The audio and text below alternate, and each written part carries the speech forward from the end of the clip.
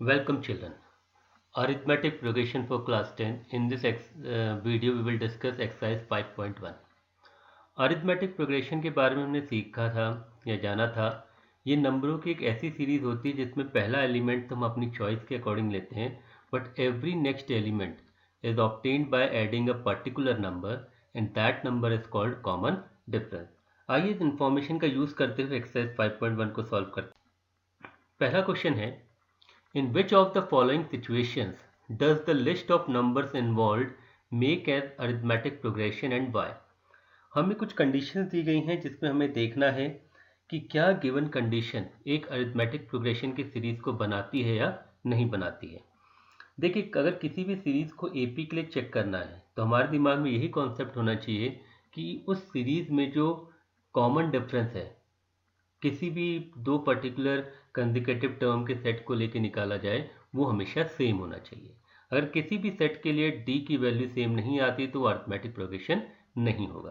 तो आइए पहला क्वेश्चन देखते हैं। क्वेश्चन है, the taxi fare after each kilometre when the fair is ₹15 for the first kilometre and ₹8 for each additional kilometre. तो हमें देखना है कि क्या ये टैक्सी फेयर एपी फॉर्म करता है नहीं करता है। टैक्सी का फेयर कैसे लिया जा रहा है कि पहले किलोमीटर के लिए ₹15 फिक्स हैं, उसके बाद एवरी नेक्स्ट किलोमीटर के लिए ₹8 देने होंगे। तो आइए इस पे डिस्कस करते हैं। हम देख रहे हैं कि जो टैक्सी का फेयर है फर्स्ट किलोमीटर के लिए वो कितना होगा, ₹15 होगा। अगर हम फर्स्ट 2 किलोमीटर के लिए निकालना चाहें तो पहले किलोमीटर के लिए 15 फिक्स हो गया, उसके बाद नेक्स्ट किलोमीटर के लिए कितना होगा, 8 और होगा, तो 15 + 8 कितना हो गया, 23 हो गया। इसके बाद अगर हम फर्स्ट 3 किलोमीटर के लिए निकालना चाहें तो 2 किलोमीटर्स के लिए 23 आ चुका है, नेक्स्ट किलोमीटर के लिए हम 8 और ऐड कर देंगे तो कितना आ जाएगा, 31। सिमिलरली पहले 4 किलोमीटर के लिए अगर हम फेयर निकालना चाहें तो हम 31 में 8 ऐड कर देंगे तो ये आ जाएगा ₹39।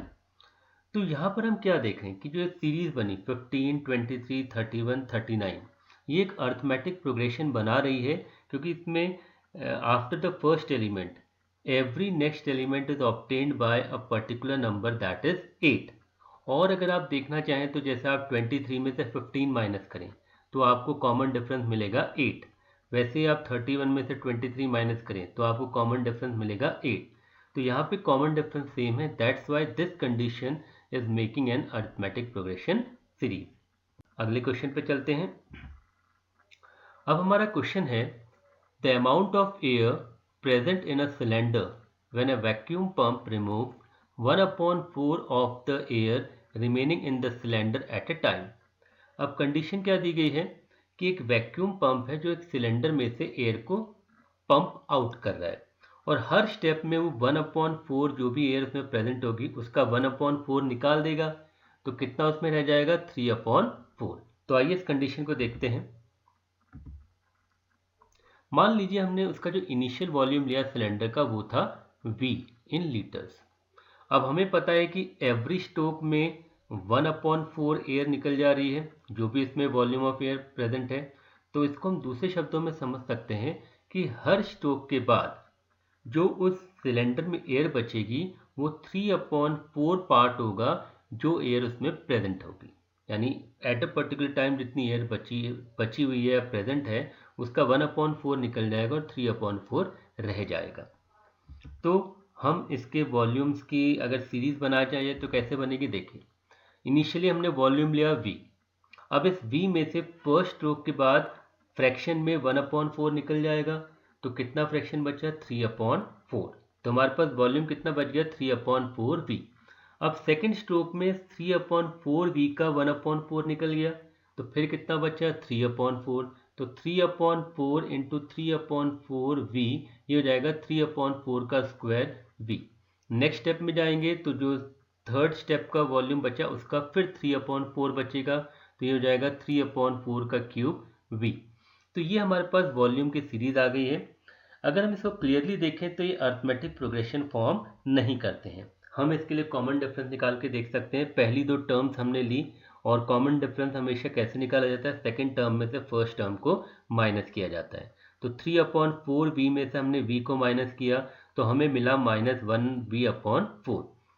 अब हम फिर से एक बार कॉमन डिफरेंस लेते हैं। अब हमने सेकंड और थर्ड टर्म को लिया, तो थर्ड में से सेकंड को माइनस किया, तो 3/4 का अगर हम स्क्वायर करें तो आ जाएगा 9/16। तो हमारा 9/16v माइनस 3/4v आया, और सॉल्व करने के बाद हमें मिला -3v/4। तो हम देख रहे हैं यहाँ पे कॉमन डिफरेंस अलग अलग आ रहा है, और हमें पता है कि अगर कॉमन डिफरेंस अगर सेम नहीं आता तो अरिथमेटिक प्रोग्रेशन नहीं होगा। इसका मतलब है कि this condition doesn't satisfy the condition for being an arithmetic progression series, तो ये एपी नहीं है। एक और क्वेश्चन की मदद से इसको समझते हैं। Now question is the cost of digging a well after every metre of digging when it cost ₹150 for the first metre and rises by ₹50 for each subsequent metre. तो हमें एक वेल डिग करनी है, पहले मीटर को डिग करने के लिए हमें ₹150 की कॉस्ट लगेगी, उसके बाद हर मीटर के लिए ₹50 एक्स्ट्रा लगेंगे। तो आइए देखते हैं अरिथमेटिक प्रोग्रेशन है या नहीं है। तो हम देख रहे हैं फॉर फर्स्ट मीटर कॉस्ट हो गई 150।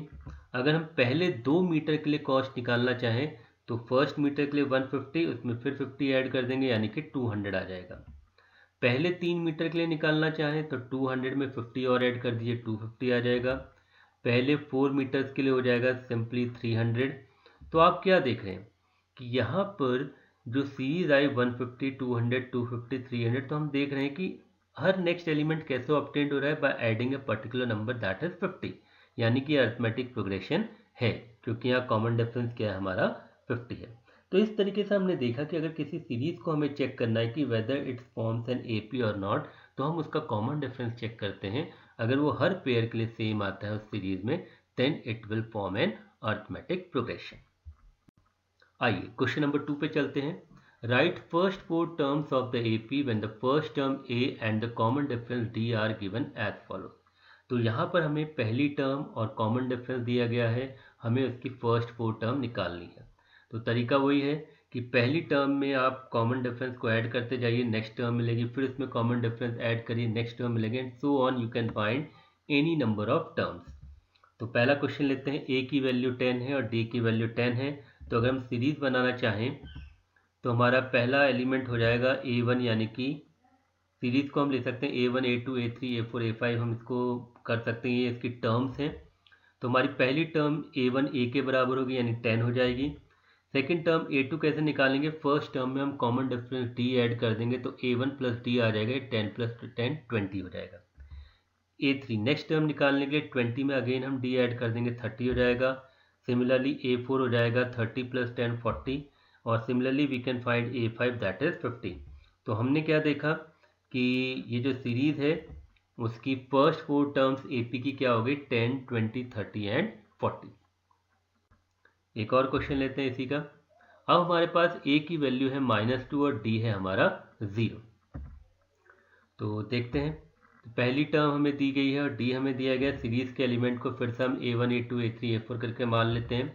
तो पहला एलिमेंट A1 A के बराबर ही होगा, यानी -2 होगा।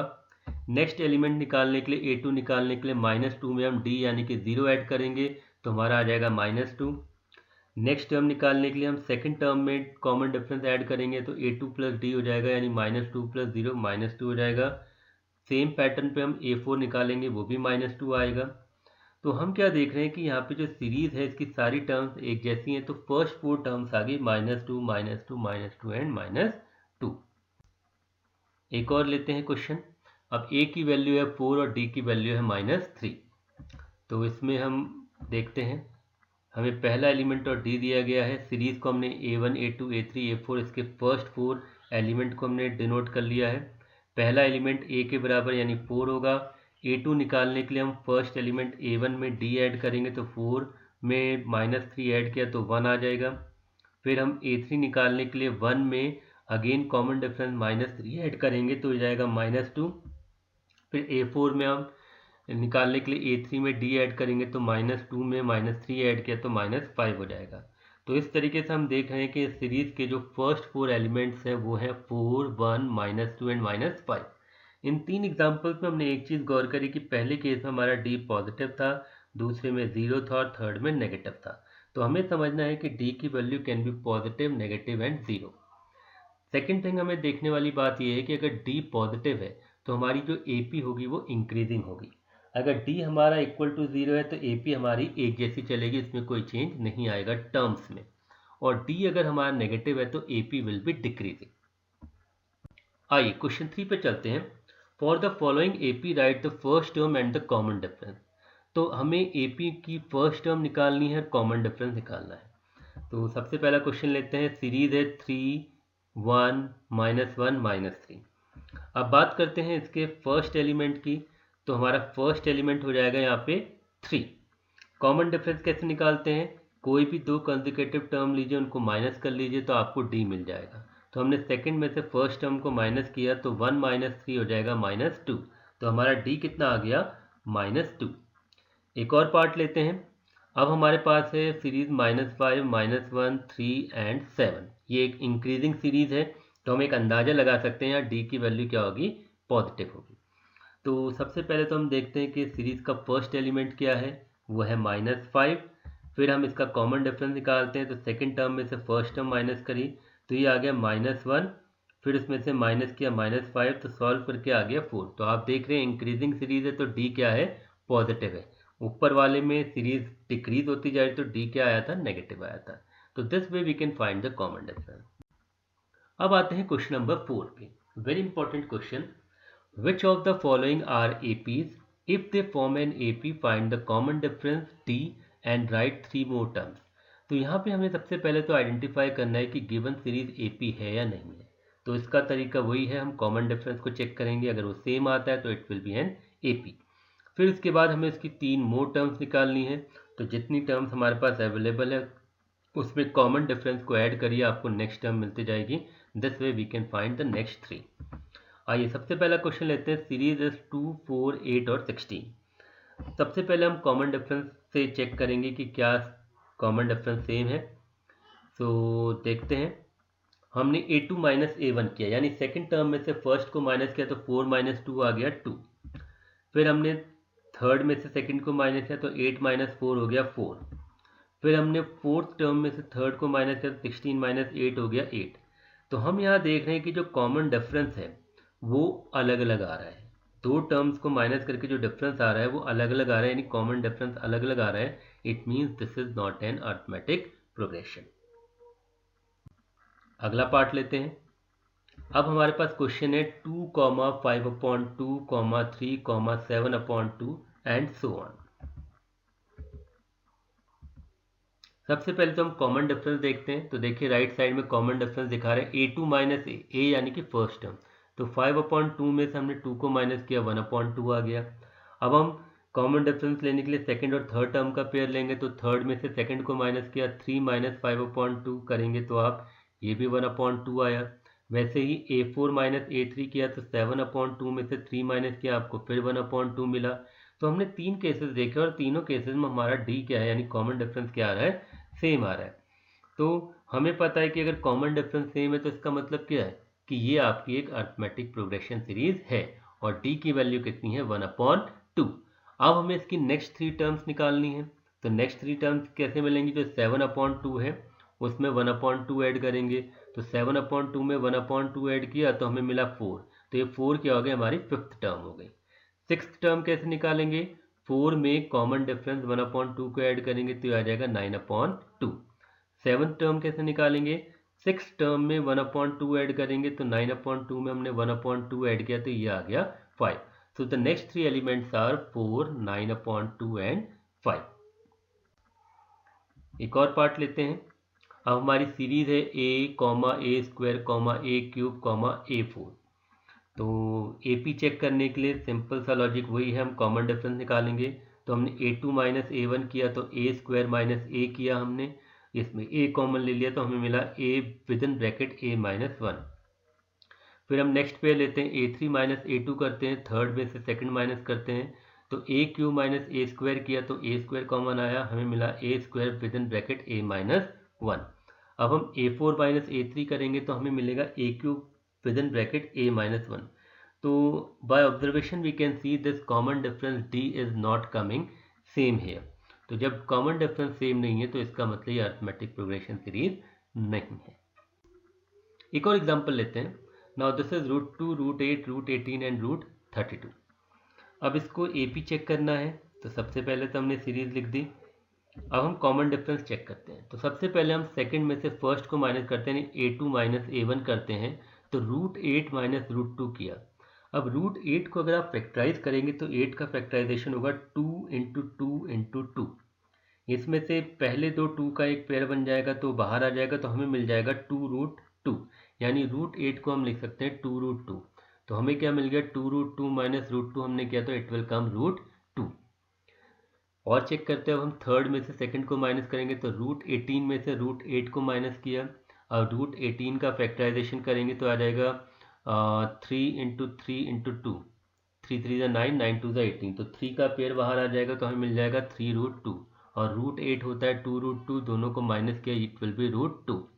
सिमिलरली A4 माइनस A3 करेंगे तो √32 में से √18 को हमने माइनस किया, तो फैक्टराइजेशन की मदद से हम √32 को लिख सकते हैं 4√2 और √18 को हमने देखा कैसे लिख सकते हैं 3√2, और दोनों को माइनस करके हमें क्या मिल रहा है √2।